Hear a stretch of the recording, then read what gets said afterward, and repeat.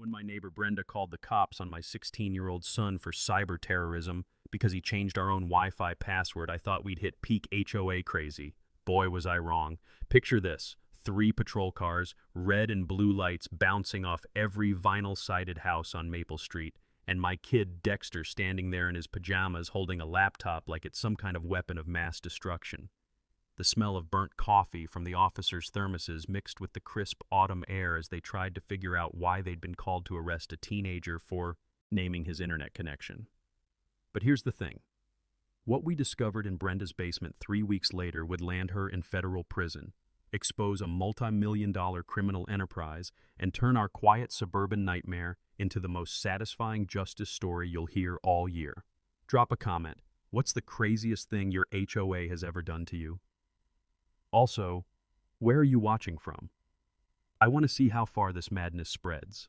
Let me back up and paint you the picture of how a single dad and his coding genius son accidentally declared war on a criminal mastermind disguised as a suburban HOA president. My name's Marcus Pellegrino, and 3 years ago I made the classic divorced dad mistake. I thought a quiet neighborhood would solve all my problems. After my ex-wife cleaned out our savings and ran off with her CrossFit trainer, I needed a fresh start for me and my 16-year-old son, Dexter. Maplewood Estates looked like suburban paradise. Modest ranch houses, perfectly trimmed lawns that smelled like fresh-cut grass and gasoline from weekend mowing sessions, and an HOA fee of just $200 a month. The realtor assured me the HOA president, Brenda Thornfield, was a detail-oriented former bank manager who really cared about the community. First red flag: anyone who describes themselves as detail-oriented is usually code for "will make your life a living hell over mailbox paint colors." Dexter's the kind of kid who builds gaming computers from YouTube tutorials and got accepted to MIT's summer coding camp, which has a lower acceptance rate than med school. He's also got that teenager sense of humor where naming our Wi-Fi Pretty Fly for a Wi-Fi counts as peak comedy. For the first year, Brenda seemed normal. She'd cruise by in her spotless white Lexus, wave from behind designer sunglasses, maybe mention that my grass was getting adventurous. Standard HOA small talk. My elderly neighbors, the Kowalskis, survivors of actual Nazi occupation, would laugh that American bureaucrats were kindergarten bullies compared to real tyrants. Then 2021 happened, and Brenda got elected HOA president unopposed. Within 30 days, our mailbox started choking on violation notices like a broken slot machine spitting out losing tickets. My work van in my own driveway? Commercial vehicle violation, $500 fine. The basketball hoop Dexter had saved up to buy? Unapproved recreational structure, $500 fine. The tiny herb garden my ex had planted before abandoning us? Non-conforming landscaping, disrupting neighborhood aesthetic harmony, $500 fine. I'm talking about a house I bled for, working double shifts until my hands cramped around electrical wire and my back screamed from crawling through attics in 100-degree heat. The metallic taste of exhaustion and the burn of sawdust in my throat. That's what buying this place cost me. But the breaking point came via certified mail, delivered with that satisfying thunk of the mailman's boots on my porch steps.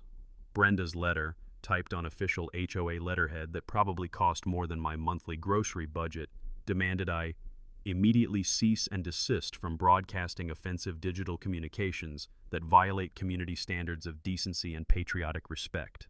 She was talking about our Wi-Fi name. Dexter had upgraded our entire house with a mesh network, kid's a technical wizard, and named it FBI Surveillance Van Number 3 as a harmless joke. The kind of thing that makes neighbors chuckle when they're scrolling through available connections. Brenda saw it as a declaration of war against her authority. I crumpled that letter and slam-dunked it into the kitchen trash where it belonged.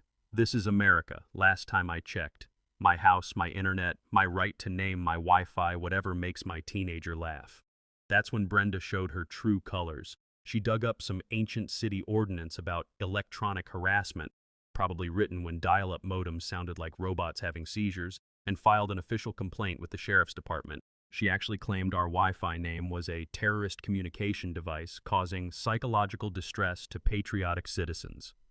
Sheriff Deputy Rodriguez arrived looking like he'd rather be investigating actual crimes. The poor guy had to explain with a completely straight face that he'd been dispatched to investigate a cyber terrorism complaint against a teenager's internet joke. The absurdity hung in the air like the smell of ozone before a thunderstorm.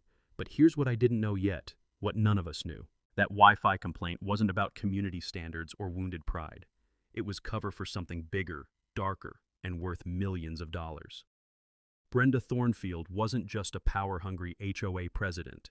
She was a criminal mastermind, and my family had just painted a target on our backs. Brenda's declaration of war came exactly 72 hours after Deputy Rodriguez left our driveway. She called an emergency HOA board meeting with 6 hours' notice, the kind of corporate ambush that would make a hostile takeover specialist proud. I showed up anyway, because in my family, we don't back down from bullies. The community center reeked of stale coffee and industrial carpet cleaner that burned your sinuses like bleach.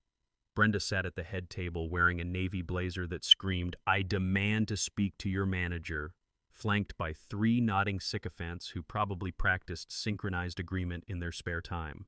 "We're addressing a clear and present danger to our community's digital security," she announced, voice dripping with the kind of manufactured authority that makes dictators everywhere take notes. She actually said clear and present danger about my kid's Wi-Fi joke. Within 20 minutes, they'd rammed through the Digital Harmony Resolution, a legal document that gave the HOA power to monitor and regulate any wireless networks in the neighborhood. Offensive names meant $100 daily fines. They could even contact internet providers to disconnect problematic connections.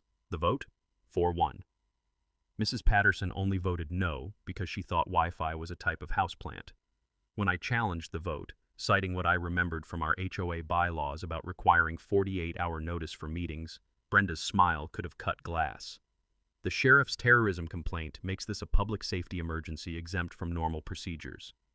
The woman had orchestrated this entire legal trap from the moment she filed that first complaint. But here's the thing about electricians. We troubleshoot problems for a living. That night, I dissected our HOA documents like I was hunting a short circuit. Turns out my grandfather's advice about reading the fine print was right again. Emergency meetings can only bypass notice requirements for genuine emergencies like natural disasters or imminent physical danger. Hurt feelings about internet names don't qualify under any legitimate interpretation of the law. I filed a formal challenge with the state attorney general's office before my morning coffee got cold. Dexter had his own response to Brenda's power grab. He changed our Wi-Fi to Brenda drinks box wine alone, and grinned like he'd just discovered fire. The neighborhood explosion was beautiful. Within 48 hours, new networks bloomed like digital wildflowers. HOA Karen Detection Network, Brenda Needs Therapy, and my personal favorite from the Kowalskis, Survived Nazis Can Handle Karen. Brenda's counterattack was swift and vicious. She hired a private investigator, some bottom feeder in a wrinkled suit whose beat-up sedan leaked oil puddles on our pristine suburban asphalt. The guy reeked of cigarettes and failure, following me to job sites like a lost puppy with trust issues. Then came the daily harassment blitzkrieg. Noise complaints about Dexter's gaming setup at 2 p.m. on Saturday. Citations for unauthorized vehicle maintenance when I checked my tire pressure. A formal complaint claiming I ran an unlicensed electrical business because I'd helped my neighbor fix a broken outlet. You know, basic human decency. But Brenda made a crucial error. She got greedy and desperate, which is when criminals always make their biggest mistakes. My security cameras, basic wireless units I'd installed after the stalking started, caught her red-handed at 11:17 p.m. on a Tuesday. Crystal clear footage of HOA President Brenda Thornfield crouched behind my house with a flashlight and what looked suspiciously like lock-picking tools, trying to break into my electrical meter box. The next morning, I printed that footage in glorious 8x10 color and knocked on her door. She answered in a silk robe that probably cost more than my monthly grocery budget. "Conducting routine HOA electrical safety inspections," she said without missing a beat. "Your professional background makes you high risk for code violations." At 11 p.m., with lockpicks, the community deserves thorough protection. That's when I realized this woman was either completely delusional or playing a game with rules I didn't understand yet. But I had my own cards to play. I handed her the photos and smiled. "Funny thing about being an electrician, Brenda, I know exactly what criminal trespassing and attempted breaking and entering look like. I also know that security footage with timestamps makes excellent evidence in court." Her face went white as her precious Lexus. "You can't prove anything." Already sent copies to the sheriff's office and my attorney. Oh, and Dexter uploaded the video to his blog. Kid's got quite the following among HOA abuse victims nationwide. These things have a funny way of going viral when they show HOA presidents committing actual crimes.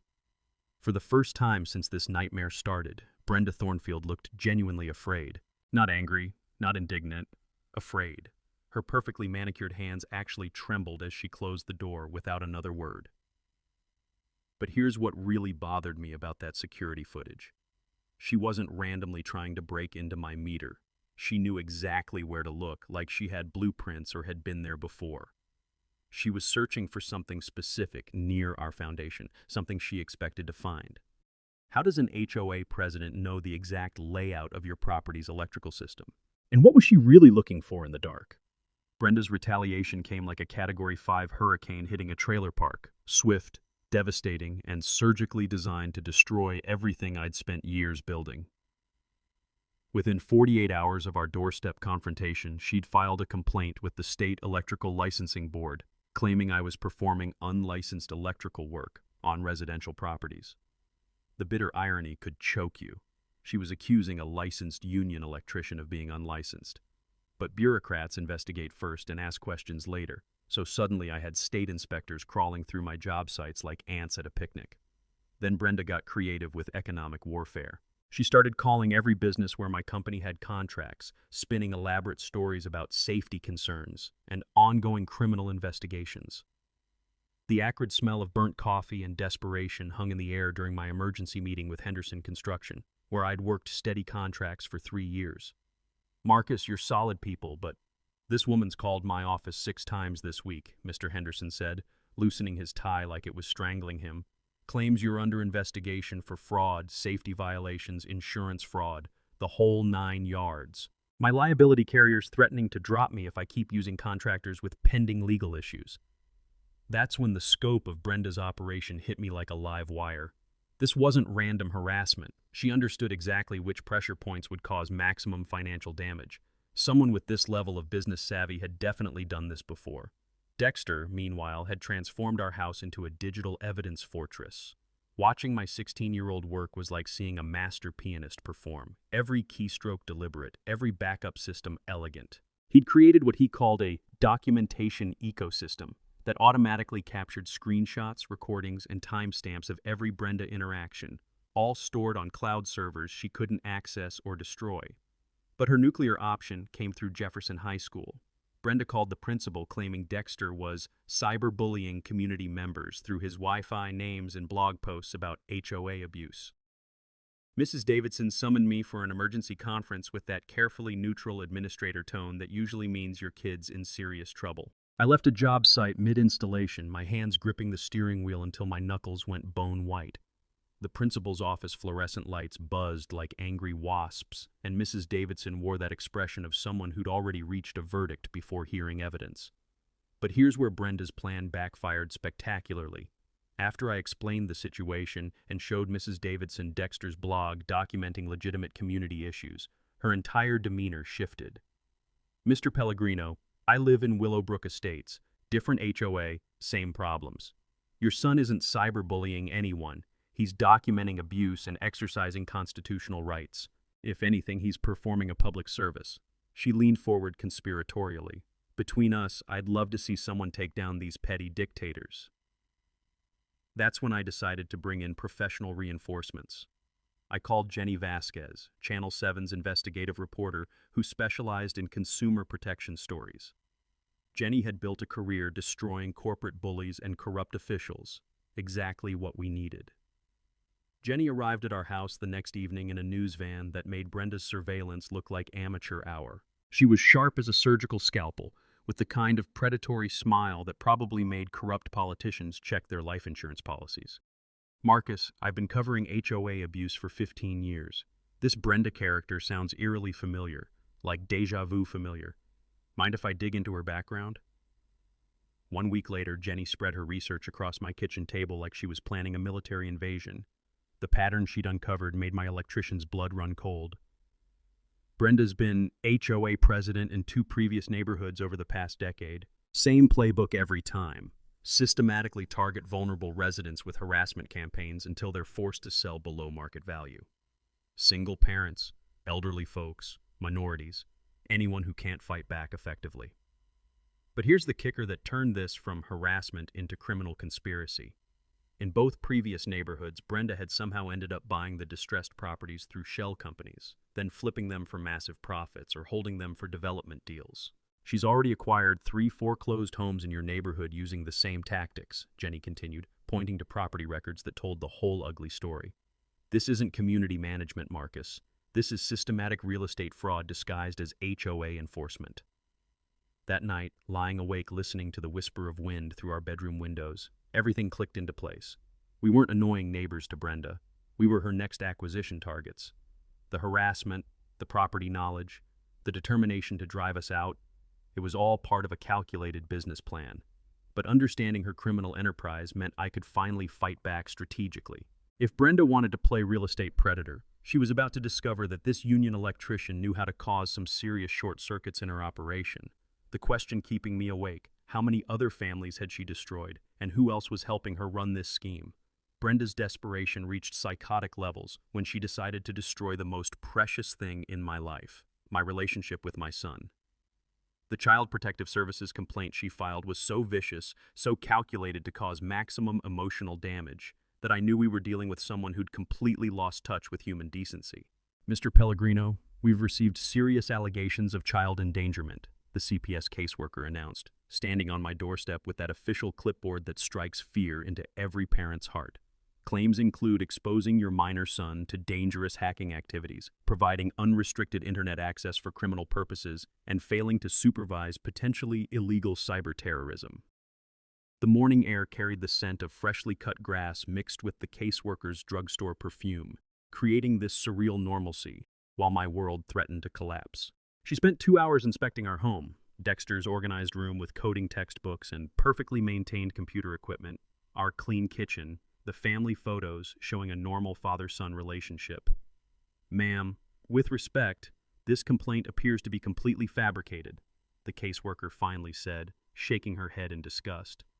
Your son is clearly brilliant, well cared for, and engaged in legitimate educational activities. Filing false CPS reports is a felony, and whoever made this complaint should be prosecuted. But Brenda wasn't finished trying to destroy my life.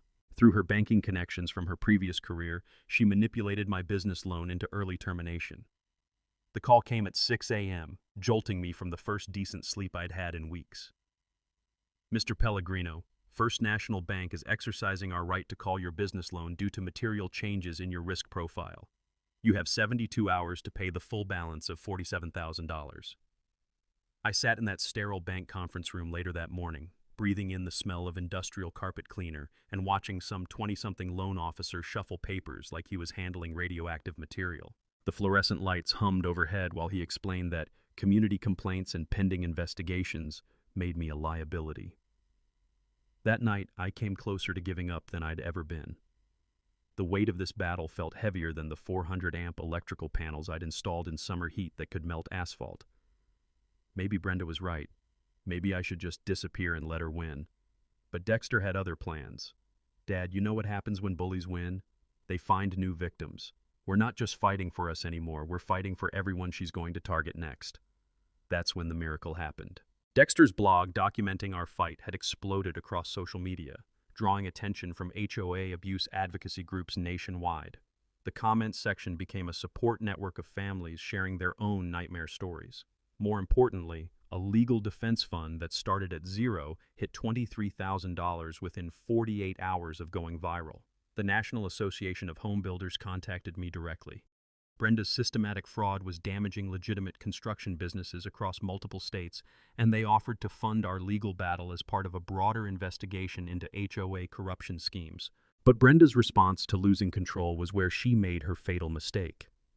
Desperate to silence Dexter's blog, she attempted to hack into his servers from her home computer at 3:17 a.m. on a Wednesday. Big mistake. Attacking a teenage coding prodigy on his own digital turf was like bringing a knife to a gunfight. Dexter didn't just block her cyber attack, he counter-hacked her entire home network in real time, documenting every attempt she made to delete evidence, plant viruses, and access his personal accounts. The kid turned her own computer into a confessional booth, recording her increasingly panicked phone calls as she realized she'd been caught red-handed committing federal cybercrimes.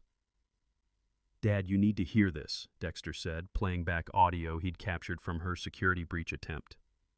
Brenda was on the phone with someone, speaking in broken Russian about liquidating assets and evacuation protocols, and something about the basement operation being compromised. Russian, money laundering, basement operations. Suddenly, everything clicked into place like the final piece of a deadly puzzle. Jenny Vasquez arrived at our house within an hour, carrying a briefcase full of FBI surveillance photos that made my electrician's blood run cold. The images showed Brenda meeting with known organized crime figures at various locations around the city. "Marcus, your son didn't just annoy a power-hungry HOA president," Jenny explained, spreading the evidence across our kitchen table. "He accidentally exposed an international money laundering operation using neighborhood infrastructure to wash millions in criminal proceeds.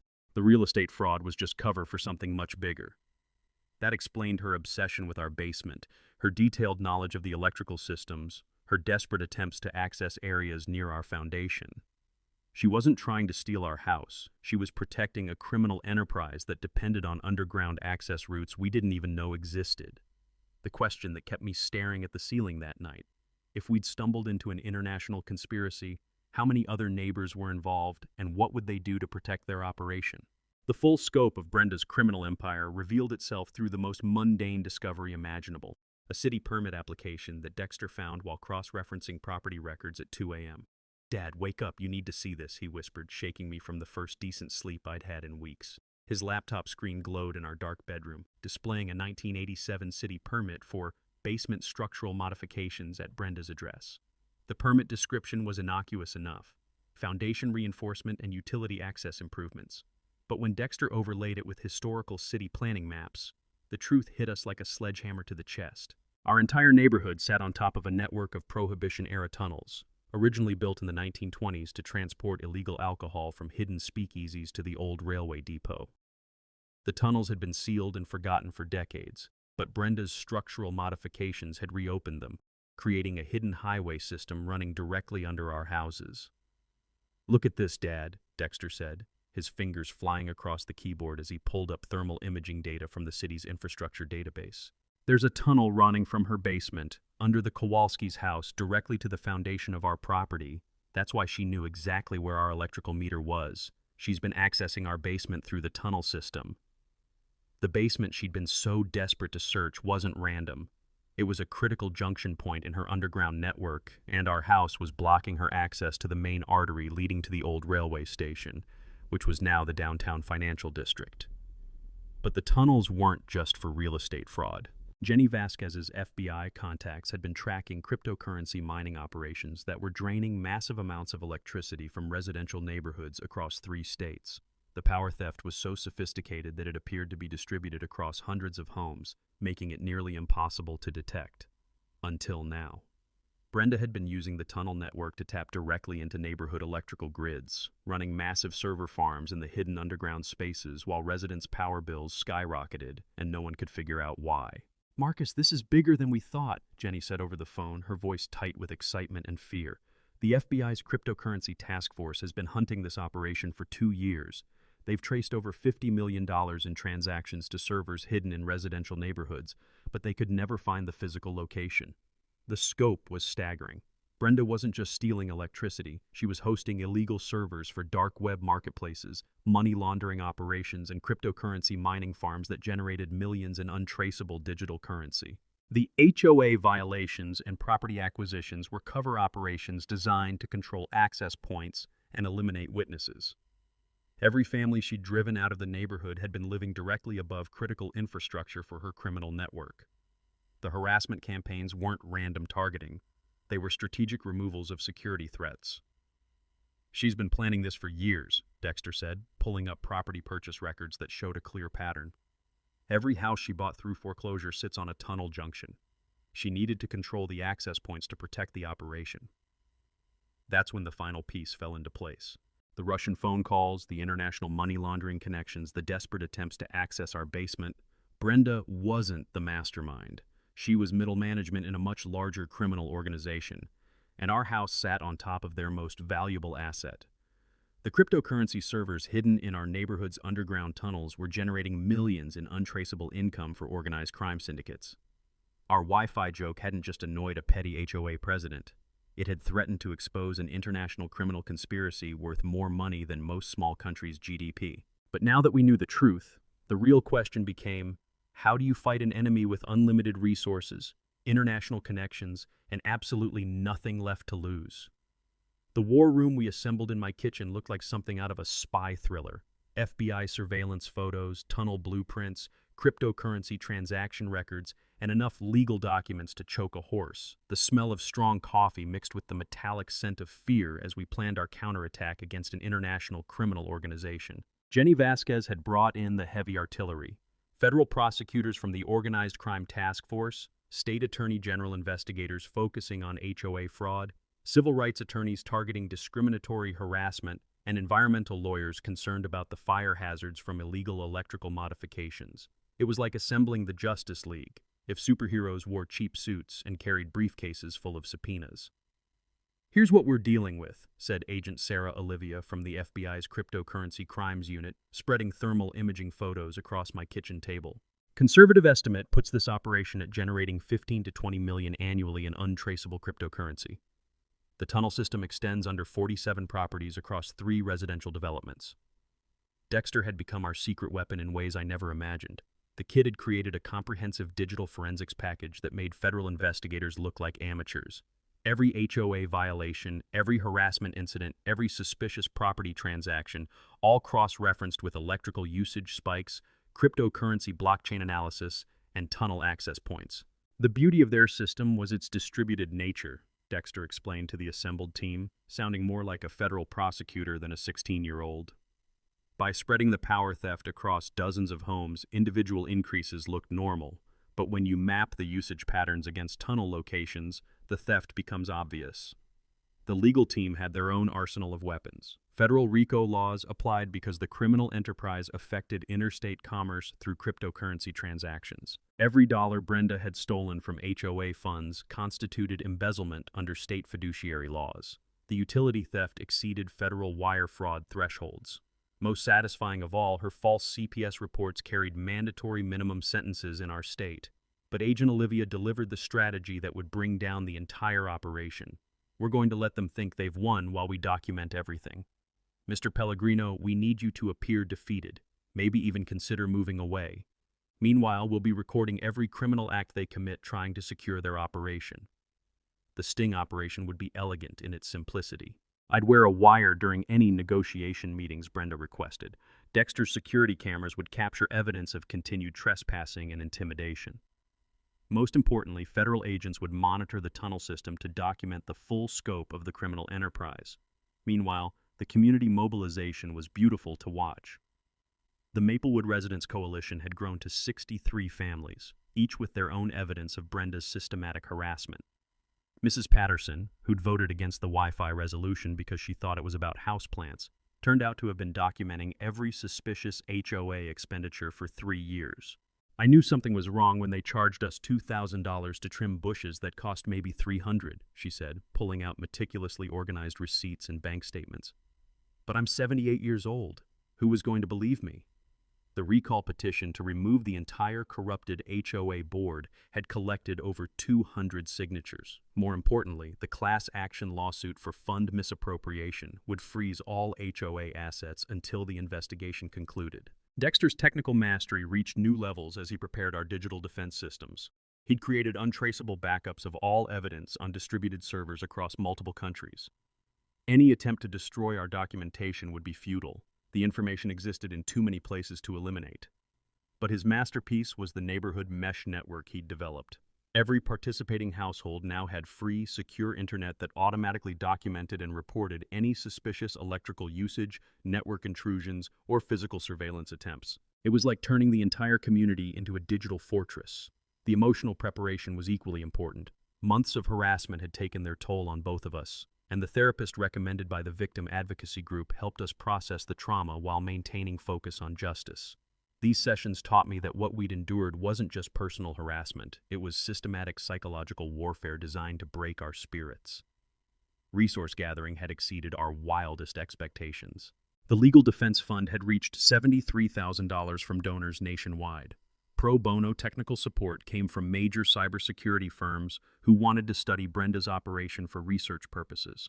My electrical union provided expert witnesses for the utility theft prosecution.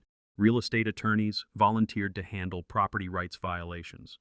But the most powerful weapon in our arsenal was something Brenda had never expected: community solidarity. Every family she'd targeted, every neighbor she'd intimidated, every resident who'd suffered under her regime was now united in bringing her down. The plan was set, this evidence was documented, the legal team was assembled, the federal agents were positioned. Now came the hard part: convincing a desperate criminal organization that we were defeated while secretly recording every crime they committed, trying to finish us off. Game time. Brenda's desperation reached full-blown panic mode when she discovered the federal investigation through what we later learned was a corrupt city planning official on her payroll. Her response was swift, vicious, and exactly the kind of criminal behavior we needed her to commit on camera. The frame-up attempt was so clumsy it would have been funny if it wasn't trying to destroy my life. At 3:47 a.m. on a Tuesday, someone broke into my work truck parked in our driveway and planted evidence that would make a DEA agent salivate. Hard drives containing what appeared to be cryptocurrency mining software, detailed electrical schematics of the neighborhood's power grid, and financial records showing suspicious transactions. The anonymous tip to police came 6 hours later. Concerned citizen reported suspicious activity at the Pellegrino residence, suggesting they check my vehicle for evidence of the neighborhood's electrical theft problems. When Detective Martinez arrived with a search warrant, the morning air still carried the metallic scent of dew on my truck's hood and the lingering smell of whoever had been smoking cheap cigarettes during their evidence-planting mission. I handed over my keys with a smile that probably looked suspicious but was actually relief. We'd been expecting this move. "Mr. Pellegrino, we found some concerning materials in your vehicle," Detective Martinez said, holding up evidence bags containing the planted hard drives. "We're going to need you to come downtown for questioning." That's when Brenda made her fatal mistake. She showed up at the arrest scene. Not as a concerned neighbor watching police activity, she arrived before the detective had even finished reading my rights, positioned herself perfectly to see the evidence being removed from my truck, and had her phone out recording everything like she was documenting her victory. "I knew he was behind the electrical theft," she announced loudly enough for our security cameras to capture every word. "Those computer drives probably contain all the evidence of his criminal enterprise." The problem? We hadn't told anyone about the planted drives yet. The only way Brenda could know what evidence would be found was if she'd put it there herself. Agent Olivia later told me that watching Brenda incriminate herself on federal surveillance footage was like watching a masterclass in how not to commit crimes. Within 4 hours, FBI cyber forensics had traced the planted hard drives back to Brenda's own computer network, proving the evidence came from her personal devices. But Brenda wasn't finished digging her own grave. When the planted evidence scheme collapsed, she escalated to direct threats against federal agents. Agent Olivia received an anonymous call warning her to stop harassing innocent community leaders and suggesting that accidents happen to investigators who don't know when to quit. The call came from Brenda's home phone. She'd apparently forgotten that federal agents have caller ID. Meanwhile, the neighborhood descended into siege warfare. Brenda hired private security guards, sketchy guys in unmarked cars who positioned themselves at every entrance to our development. They carried cameras, followed residents to work, and made it clear that anyone cooperating with outside agitators would face consequences. The intimidation tactics backfired spectacularly. Instead of scaring people into silence, Brenda's private army galvanized community resistance. The Kowalskis, who'd survived actual Nazi occupation, were particularly unimpressed by suburban fascism. "These American bullies are kindergarten children compared to real tyranny," Mrs. Kowalski announced at an emergency residence meeting. We did not escape Poland to be terrorized by HOA criminals in our own neighborhood. That's when we discovered the extent of Brenda's underground network. Literally. Dexter's motion sensors throughout the tunnel system detected unprecedented activity. Multiple people were moving through the hidden passages at all hours, carrying equipment and apparently preparing for some kind of major operation. "Dad, they're not just mining cryptocurrency down there anymore," Dexter said, analyzing thermal imaging data that made my blood run cold. "The heat signatures suggest they're setting up something much bigger. industrial-level equipment that's generating serious electrical loads. Agent Olivia's response was immediate and terrifying. We need to evacuate the neighborhood. If they're setting up large-scale server farms or manufacturing operations in unstable tunnels under residential properties, we're looking at potential catastrophic infrastructure collapse. But evacuation would give Brenda exactly what she wanted: empty houses and no witnesses to whatever final operation she was planning. The federal task force faced an impossible choice: protect residents by evacuating or catch criminals by using us as bait. That's when Brenda made her most desperate move yet. Unable to frame me, intimidate federal agents, or scare the community into submission, she decided to eliminate the problem at its source. The arson attempt on our house was captured by 6 different security cameras from multiple angles, showing Brenda personally attempting to start an electrical fire that would have killed me and Dexter in our sleep. Only Dexter's smart home fire suppression system and the quick response of our volunteer firefighter neighbor prevented murder by arson. But now we had federal attempted murder charges to add to Brenda's growing list of felonies. The gloves were off. Brenda had crossed the line from white-collar crime to violent felonies, and federal law enforcement was done playing games. Brenda's final act of desperation transformed our quiet suburban street into something resembling a war zone. When the arson attempt failed and federal murder charges became inevitable, she barricaded herself inside her mansion with enough weapons to outfit a small militia and enough paranoia to fuel a conspiracy theory convention. The SWAT team evacuation began at dawn with armored vehicles rumbling down Maple Street like mechanical thunder. The acrid smell of diesel exhaust mixed with the morning dew as tactical officers went door to door, moving families to safety, while Brenda screamed threats through her security system's loudspeakers. "This is federal government tyranny." Her voice echoed across our lawns, distorted by cheap speakers into something resembling a deranged robot. "Marcus Pellegrino is a deep state operative sent to destroy patriotic Americans who believe in property rights." The irony was rich enough to choke on. A woman who'd spent months filing false government complaints was now claiming government persecution. But not everyone evacuated willingly. The Kowalskis flatly refused to leave their home, despite tactical officers explaining the danger. "We survived Nazi bombardment in Warsaw," Mr. Kowalski announced from his front porch, wearing his best suit like he was attending church. "We will not be intimidated by suburban fascists with temper tantrums." Their stubborn courage inspired other longtime residents to resist evacuation, creating a logistical nightmare for law enforcement trying to secure the area. Mailman Pete became an unofficial community coordinator, using his route knowledge to help residents retrieve medications and pets from the danger zone. Meanwhile, Dexter had transformed our temporary command post at the fire station into a high-tech intelligence center. His thermal imaging surveillance of the tunnel network revealed activity that made federal agents recalculate everything they thought they knew about Brenda's operation. "Dad, this isn't just cryptocurrency mining," he said, pointing to heat signatures that looked like industrial manufacturing equipment. "They've got server farms down there generating enough electrical load to power a small city, but there's something else. Chemical signatures that suggest they're not just laundering digital money." Agent Olivia's face went pale when she saw Dexter's analysis. The thermal patterns indicated drug manufacturing equipment, specifically synthetic opioid production on an industrial scale. Brenda's HOA harassment had been cover for a multi-million-dollar drug operation disguised as cryptocurrency mining. "We're not dealing with financial crimes anymore," Agent Olivia announced to the assembled task force. "This is narcotics trafficking with international distribution networks. The tunnels aren't just hiding servers, they're concealing a drug manufacturing pipeline." That's when Brenda's psychology completely collapsed, realizing federal agents were mapping her underground drug operation. She took her housekeeper, Rosa Martinez, hostage, a woman who'd been essentially imprisoned in the mansion for months, afraid to contact authorities because of her undocumented status. The hostage situation revealed the full scope of Brenda's cruelty.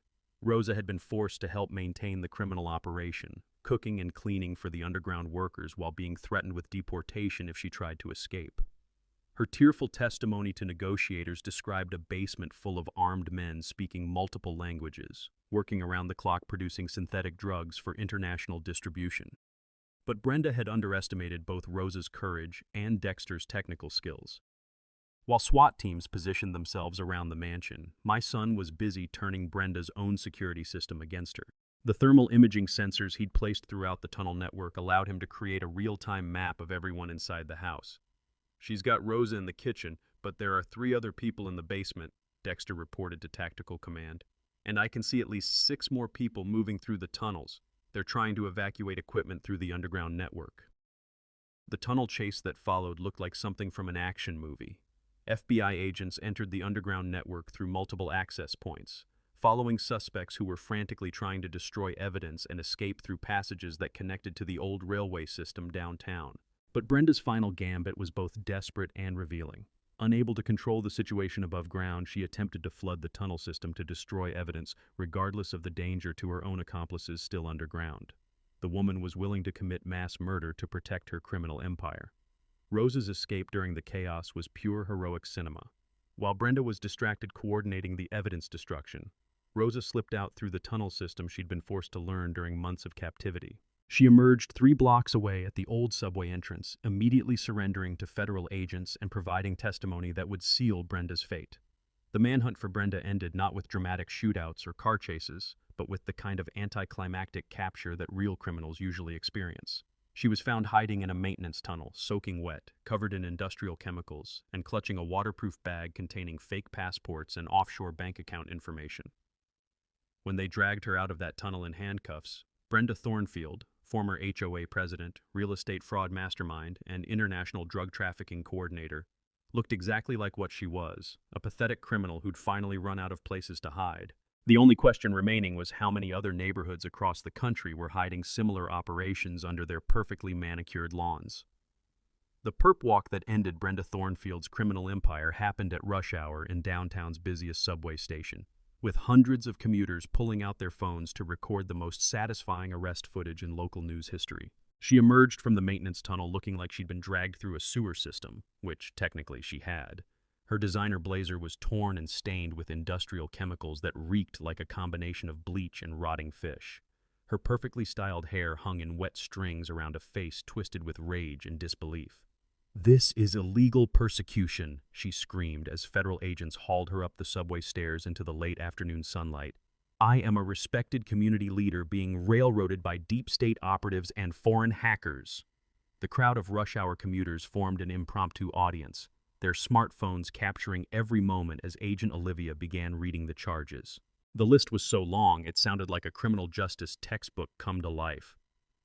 Brenda Thornfield, you're under arrest for racketeering, conspiracy to distribute controlled substances, wire fraud, money laundering, kidnapping, attempted murder, filing false police reports, criminal harassment, utility theft, computer crimes, tax evasion, and violation of federal immigration laws. I stood in that crowd watching justice finally catch up to the woman who'd terrorized our neighborhood for months. The smell of diesel exhaust from city buses mixed with the metallic scent of subway air as dozens of news cameras rolled. Jenny Vasquez was there with her Channel 7 crew, but so were reporters from every major network who'd been following the story of suburban HOA abuse that uncovered international organized crime. "Marcus!" Jenny called out, pushing through the crowd. "Any comment on Brenda's arrest?" This was my moment, the mic drop line I'd been rehearsing in my head for weeks. I looked straight into the cameras, then at Brenda, who was still ranting about government conspiracies while federal agents stuffed her into an unmarked sedan. All I did was name my Wi-Fi FBI surveillance van number 3 as a joke. Turns out, we actually needed FBI surveillance because our HOA president was running a multi-million-dollar drug trafficking operation through tunnels under our houses. Funny how these things work out. The crowd erupted in applause and laughter. Brenda's final scream of rage was cut off as the car door slammed shut, ending her reign of suburban terror forever. But the real satisfaction came from watching the community of Maplewood residents who'd gathered to witness her downfall. The Kowalskis stood arm in arm, having survived another form of tyranny. Mrs. Patterson clutched a folder of HOA financial records that would help prosecutors trace every stolen dollar. Mailman Pete high-fived neighbors he'd helped coordinate during the evacuation. Dexter stood beside me, laptop bag slung over his shoulder, looking proud but exhausted. The kid who'd started this whole thing with a teenager's Wi-Fi joke had ended up helping federal agents dismantle an international criminal conspiracy. "Dad," he said quietly as the news crews moved in for interviews, "think we can get back to normal HOA problems now? Like arguing about mailbox colors and grass height?" Agent Olivia approached us through the crowd, carrying a briefcase full of evidence that would keep federal prosecutors busy for years. Her smile was the kind that comes from knowing you've taken down genuinely bad people who were hurting innocent families. Mr. Pellegrino, we've arrested 17 people in connection with this operation across 3 states. The drug manufacturing equipment alone was producing approximately $5 million in synthetic opioids annually. The cryptocurrency mining operation was generating another $15 million in untraceable digital currency for organized crime syndicates. The numbers were staggering, but what hit me harder was thinking about all the families Brenda had driven from their homes to protect this criminal empire. How many single parents had given up fighting HOA harassment because they couldn't afford legal battles? How many elderly couples had sold their dream homes rather than face her systematic intimidation? What happens to the people she victimized, I asked. Complete restitution from seized assets, plus we're working with victim advocacy groups to provide support services. The Justice Department is also launching a national task force to investigate similar operations in other HOA-controlled communities. Rosa Martinez, the housekeeper who'd been essentially enslaved in Brenda's operation, stood nearby giving testimony to immigration attorneys who were fast-tracking her asylum application. Her courage in escaping and providing evidence had been crucial to the successful prosecution. The press conference that followed turned into an impromptu community celebration. Residents shared their stories of harassment and intimidation. Federal agents explained how the investigation had uncovered similar operations nationwide, and legal advocates announced new legislation to prevent HOA abuse. As the sun set over downtown, casting long shadows across the subway entrance where Brenda's criminal career had finally ended, I realized this story was bigger than one neighborhood's fight against a corrupt HOA president.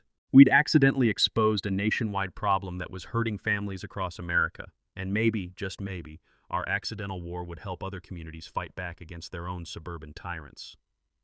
6 months later, walking through our neighborhood feels like stepping into a completely different world, one where the smell of fresh-baked cookies from community potlucks has replaced the stench of fear and corruption that once poisoned our streets. The transformation started with Brenda's foreclosed mansion. Instead of another McMansion, we voted to create Maplewood Community Garden, where Rosa Martinez now grows the herbs that remind her of home while studying criminal justice on her full scholarship. The sound of children's laughter echoes where drug manufacturing equipment once hummed in hidden basements. Our new HOA board, elected by actual residents instead of intimidation tactics, slashed monthly fees to $50 and instituted revolutionary policies like financial transparency and treating neighbors like human beings. When they offered me the presidency, I politely declined. I'd had enough suburban politics for several lifetimes, but I'm proud we created rotating leadership with term limits that prevent future dictators. Dexter's MIT acceptance letter came with a full scholarship and an invitation to guest lecture on digital forensics. His college essay, How I Helped the FBI Using Wi-Fi Jokes and Basic Cybersecurity, became legendary in admissions offices. The kid who started this mess with teenage humor now consults with federal agencies on cybercrime investigations. His HOA Watchdog app has been downloaded over 500,000 times, helping families document abuse and connect with legal resources. Congressional hearings on HOA reform legislation specifically cited his research on systematic harassment patterns. Not bad for someone who just wanted to make his neighbors laugh with internet jokes. The criminal justice was beautifully thorough. Brenda got 15 years in federal prison after pleading guilty to avoid death penalty charges. Her criminal network across 3 states received sentences totaling over 200 years combined. Most satisfying, every stolen dollar was recovered through asset forfeiture and returned to victims with interest, plus punitive damages. But the real victory was watching our community heal. The Kowalskis, who'd survived Nazi occupation, became symbols of resistance against suburban tyranny. Mrs. Patterson, once afraid to speak up about suspicious HOA expenses, now leads financial oversight committees. Mailman Pete got promoted to supervisor after his heroic coordination during the crisis earned commendations from the Postal Service. My relationship with Jenny Vasquez blossomed from professional alliance to something deeper. Taking down criminal conspiracies together builds strong foundations for romance. She won a Pulitzer for her investigative series, and her book The Wi-Fi Wars became a bestseller, being adapted for Netflix. Our wedding invitations will probably have Wi-Fi jokes. The ripple effects spread nationwide. Brenda's law now requires HOA financial audits in 18 states. Federal task forces discovered 23 other neighborhoods where organized crime had infiltrated community associations for money laundering and drug operations. Our accidental war sparked a nationwide movement protecting families from suburban terrorism. Personal healing took time, but therapy helped us understand that systematic harassment is psychological warfare designed to break spirits and steal homes. Recognizing Brenda's tactics as calculated criminal enterprise, not personal failings, made recovery possible. Dexter and I emerged stronger, closer, and absolutely committed to helping other families fight back. The practical lessons we learned could fill a handbook. Document everything with timestamps, know your legal rights under state HOA laws, build community alliances before you need them, and never underestimate the power of neighbors supporting each other against institutional bullies. Our annual Justice Day Festival raised $25,000 this year for legal aid organizations. Rosa Martinez gave the keynote speech about courage and community, speaking fluent English she'd mastered while earning her criminal justice degree. Seeing her transformation from terrified victim to confident advocate brought tears to eyes throughout the crowd. Every morning now, the crunch of gravel under my work boots sounds different, hopeful instead of anxious. The metallic scent of dew on my truck reminds me of victory mornings instead of harassment campaigns. Our Wi-Fi name, Still Not Afraid of Karens, gets chuckles from neighbors who understand that humor and solidarity defeated hatred and greed. The community garden's tomatoes taste like freedom. Children's playground laughter sounds like hope, and every family gathering in spaces once poisoned by criminal corruption proves that ordinary people can defeat extraordinary evil when they stand together. Sometimes the smallest acts of defiance, like naming your Wi-Fi as a joke, can expose the biggest conspiracies. Our suburban nightmare became everyone's victory because we refused to let bullies win. Drop a comment sharing your worst HOA nightmare. You might discover you're not alone in this fight. Hit subscribe to HOA Stories for more tales of ordinary families taking down suburban tyranny. Next week, how my insurance company tried to cancel me after a storm until they discovered I married a meteorologist. From all of us here at HOA Stories, thanks so much for watching today's HOA Karen Meltdown. If you enjoyed seeing neighbors stand their ground and karma catch up, smash that like button, leave a comment with your thoughts, and subscribe so you won't miss the next HOA drama we bring you.